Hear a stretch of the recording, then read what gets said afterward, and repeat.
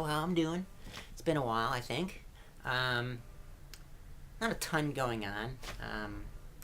Some changes in the pharmaceutical aspects of my life. I've changed my hormones. I was doing 4 milligrams of estrogen. I'm now doing what's called estrotest, which is a mixture of estrogen and testosterone, and which is fucked up in itself in that, I worked all these years to get rid of all my testosterone, and now I'm putting some back in.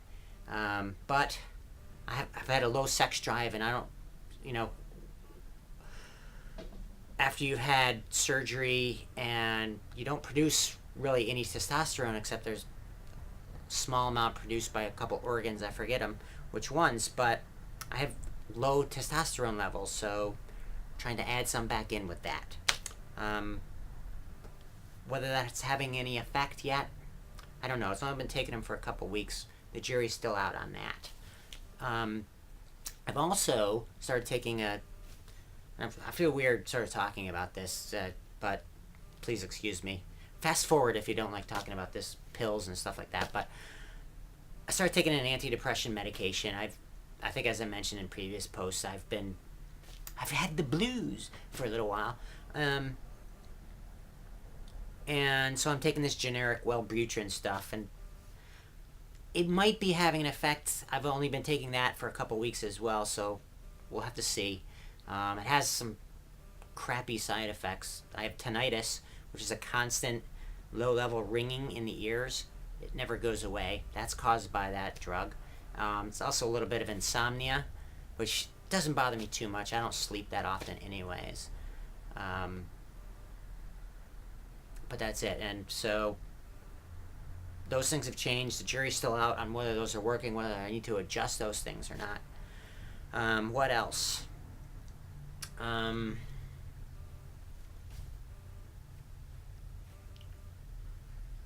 at a loss.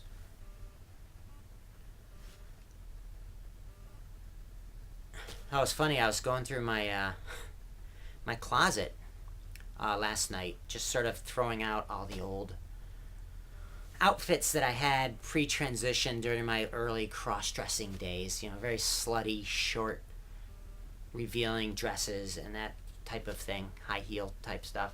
And most of it's junk. I don't know what I was thinking when I purchased it in the first place. I didn't know what I was doing, obviously.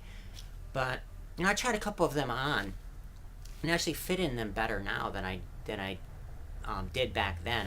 Because I've lost some weight. I've redistributed some other weight, and so that was cool. But it got me thinking about, I never wear dresses anymore, and the reason is, it was really apparent when I put on the dresses is two things actually, and you guys, other trans women are probably very familiar with this. Is if you have small breasts and you have narrow hips, it's really hard to pull off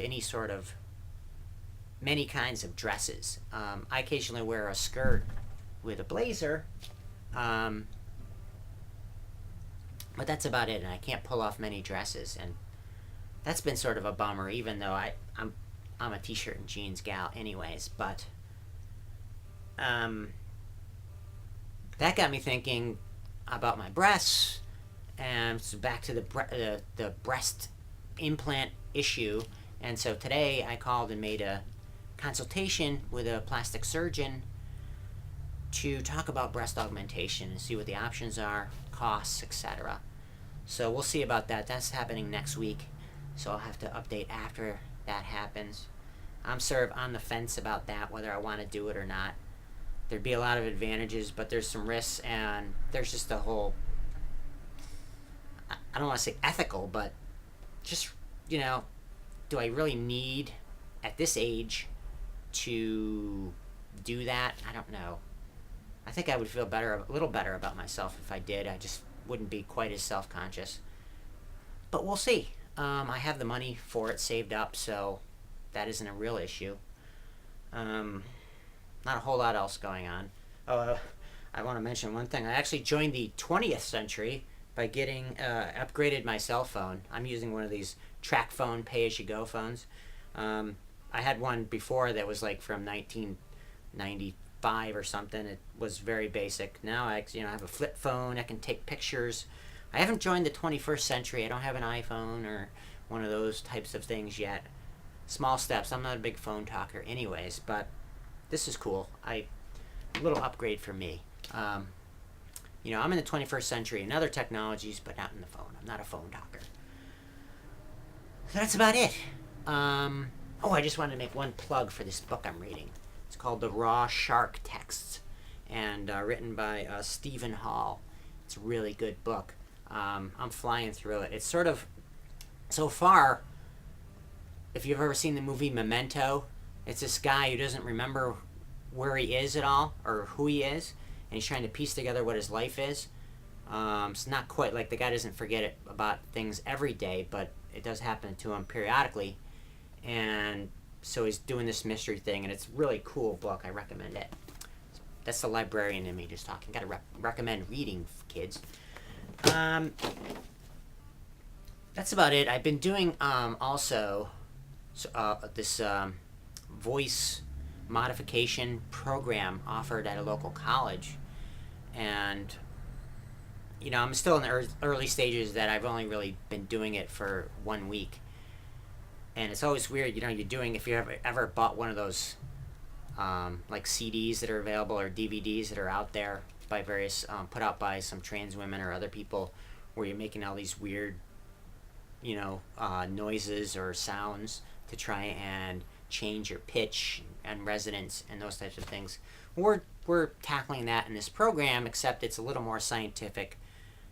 These are actually speech pathology people doing it, so we'll see how that goes. I don't know. I've learned a lot even in just the week that I've gone.